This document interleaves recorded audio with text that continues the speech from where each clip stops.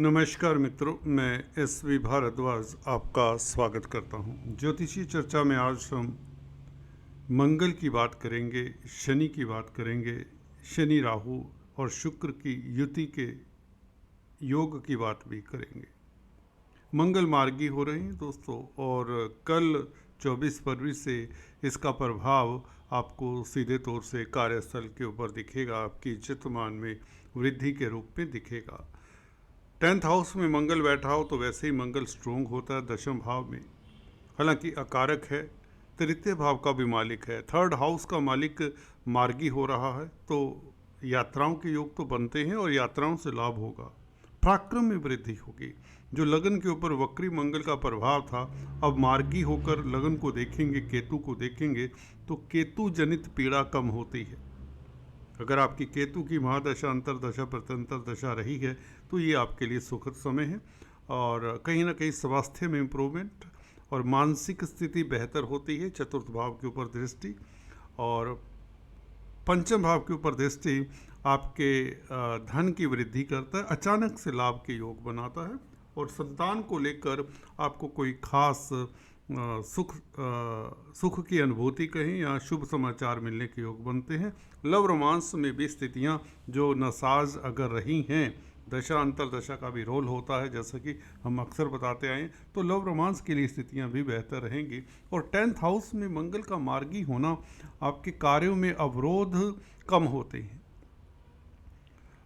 कार्य क्षेत्र को लेकर जो तनाव या असमंजस की स्थिति बनी रही पिछले कुछ महीनों, कुछ समय से, दिसंबर से वक्री हुए हैं, आपको पता ही है मंगल, तो अब मार्गी होने से कार्यस्थल के में आ रहे अवरोध दूर होते हैं। नौकरी में खासकर जॉब में जो तनाव रहा है उसमें आपको एक सुकून सा मिलता है, एक राहत मिलती है। खासकर गवर्नमेंट क्षेत्र में अगर देखें तो आपको राहत मिलती है। सरकार कहीं ना कहीं अब आपके पक्ष की बात होगी, कार्यस्थल में प्रमोशन की बात हो सकती है, या अगर आप रोजगार की तलाश कर रहे हैं तो भी मंगल का मार्गी होना, कहने का मतलब आपके कार्यस्थल के लिए अच्छा है, नौकरी के लिए, व्यापार के लिए अच्छा है, और कहीं ना कहीं जमीन जायदाद प्रॉपर्टी, पेरेंटल प्रॉपर्टी के लिए अच्छा है। अभी इन्वेस्टमेंट ना करें, खासकर स्पेकुलेशन में इन्वेस्टमेंट वक्री पीरियड में तो ज़्यादा नहीं करनी चाहिए।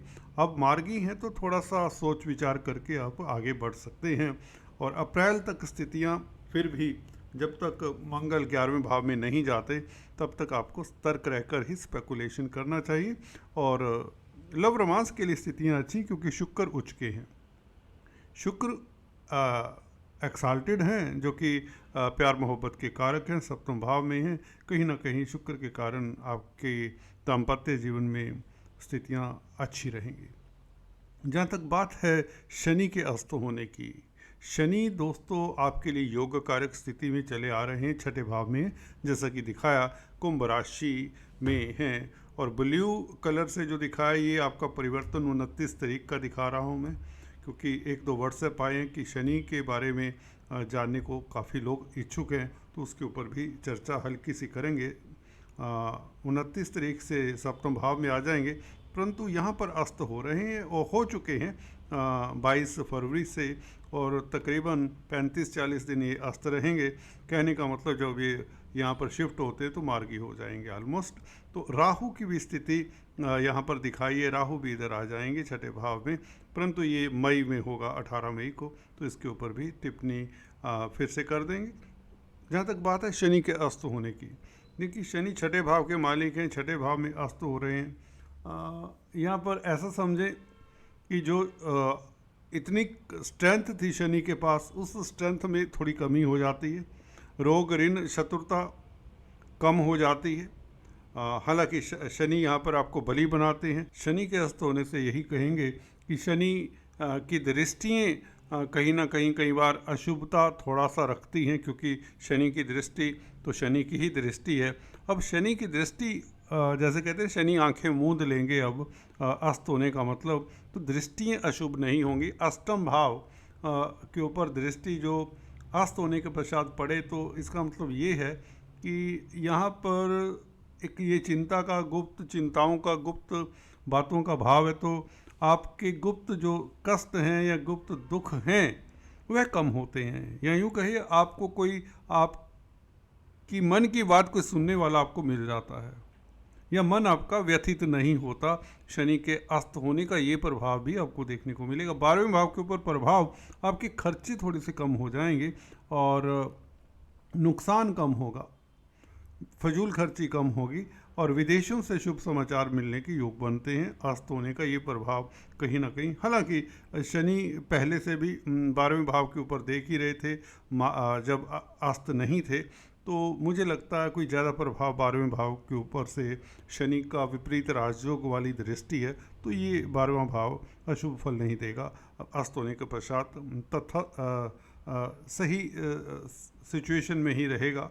और यहाँ पर तृतीय भाव के ऊपर दृष्टि, आपका मन यात्राओं को नहीं करेगा, या यूँ कहें मन थोड़ा सा सुस्त होगा, थोड़ा सा इनसिक्योर फील करेंगे। अस्त होने के पश्चात पराक्रम में कमी हो सकती है हल्की फुल्की, उसको बनाए रखें क्योंकि मंगल केंद्र में है, बना भी रहेगा पराक्रम, तो इतनी कोई दिक्कत नहीं शनि के अस्त होने से, क्योंकि है तो छठे भाव में, और छठे भाव में बैठे हुए शनि 29 मार्च तक तो राजयोग हैं, राजयोग कारक हैं, तो आपको कोई ना कुछ उपलब्धि दे सकते हैं, बल्कि मुझे लगता है मिल चुकी होगी। अगर कोई उपलब्धि आपको हासिल नहीं हुई तो ये अस्त पीरियड में भी कुछ ना कुछ दे जाएंगे, चाहे यह धन के रूप में दे जाएं, चाहे कोई बड़ा अवार्ड रिवार्ड मिल जाए, कोई ना कोई मनोकामना, नौकरी मिल सकती है, व्यापार में कोई बड़ी डील आपके हाथ में आ सकती है, आदि इत्यादि। कोर्ट कचहरी में फतेह के योग बनाए हुए हैं शनि ने।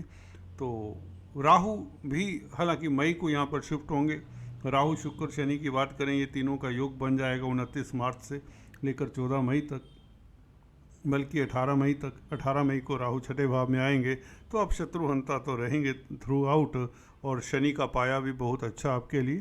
तो मेरे ख्याल से शनि का अस्त होना तो कोई मैटर नहीं करता, क्योंकि शनि का पाया बहुत अच्छा है, और राहु शुक्र शनि भी सप्तम भाव में बहुत अच्छे हैं। इसलिए कह रहा हूँ अच्छे हैं क्योंकि शुक्र उच्च के हैं, भाग्यस्थान का मालिक उच्च का हो तो भाग्यशाली हैं। तो ये जो मंगल की सिचुएशन वक्री रही है पीछे, तो भाग्य के कारण मंगल भी कुछ ज़्यादा आपको दिक्कत नहीं दे पाया होगा, क्योंकि शुक्र जब तक उच्च के हैं 31 मई तक आपका कोई बाल बांका नहीं कर सकता, बल्कि आपका लव लाइफ उत्तम रहता है, दाम्पत्य जीवन सुखद रहता है, घर में भौतिक सुखों की प्राप्ति होती है, वृद्धि होती है, जमीन जायदाद प्रॉपर्टी इत्यादि वाहन सुख की प्राप्ति होती है, लव लाइफ बेहतर होता है, स्त्री वर्ग से लाभ होता है, स्त्री वर्ग का साथ मिलता है, और कहीं ना कहीं मांगलिक कार्य के योग बनते हैं अभी भी। और 29 मार्च से पहले पहले, बल्कि 31 मई से पहले पहले कोई मांगलिक कार्य के योग बनते हैं। जी हाँ दोस्तों, आपने सही सुना, ये शुक्र आपको कोई बड़ी उपलब्धि देने के योग में है।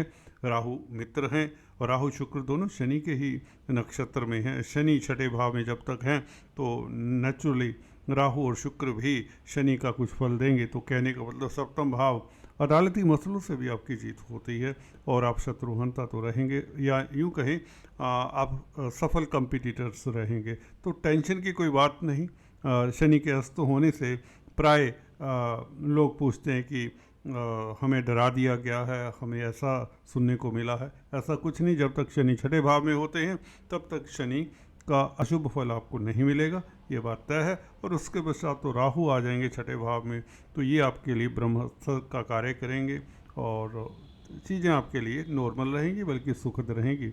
और शनि जब सप्तम भाव में आएंगे तो व्यापार के लिए अच्छे होंगे कुल मिलाकर, क्योंकि केंद्र त्रिकोण राजयोग बनाएंगे, पंचम भाव का मालिक सप्तम भाव में होगा, तो ये राजयोग हो जाता है। बच्चों से खुशी मिल जाना ये स्थिति बना देता है शनि सप्तम भाव में आकर। पंचमेश का सप्तम भाव में बैठना ये अच्छा रहेगा। वैसे भी गुरु की राशि में सम राशि है, तो केंद्र में बैठा हुआ शनि कोई बुरा फल अब नहीं देने वाला आपको, अभी कोई ऐसी स्थिति नहीं है।